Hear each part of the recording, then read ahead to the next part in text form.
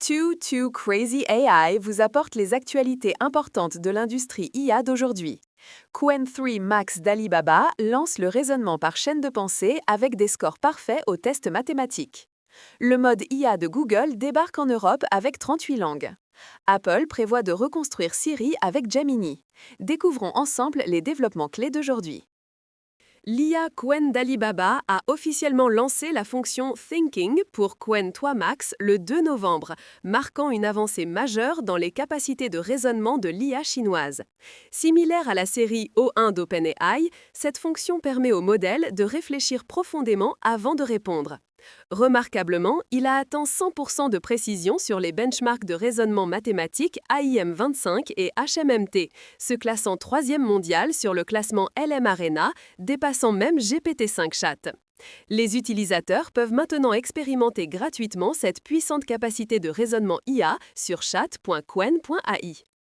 Le modèle M2 de la société chinoise Minimax, publié fin octobre, a créé une sensation avec des plans d'abonnement à venir. Le modèle utilise une architecture MOE de 230 B paramètres, mais n'active que 10 B paramètres par token. Le plus choquant est le prix. L'API ne coûte que 8% du prix de Claude 3.5 Sonnet, tout en offrant une inférence près de 2x plus rapide.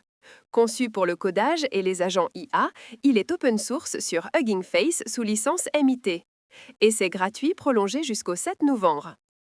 Google a officiellement lancé son mode IA expérimental sur le marché européen le 8 octobre, couvrant 38 langues et plus de 40 pays.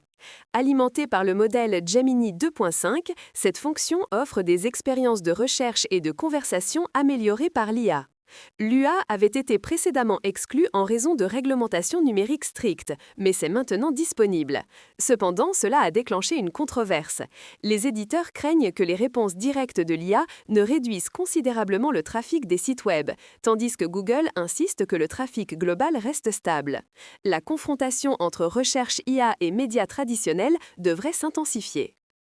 Google AI Studio a annoncé que la documentation de l'API Gemini supporte désormais l'export au format Markdown. Grâce à la nouvelle commande /export, les développeurs peuvent facilement exporter l'historique des conversations en format Markdown ou JSON-L en choisissant de sauvegarder dans un fichier ou d'imprimer directement dans la console. Cette fonction répond à une forte demande des développeurs dans GitHub Issue #6960, améliorant considérablement l'utilisabilité de la documentation API et l'efficacité de la collaboration en équipe.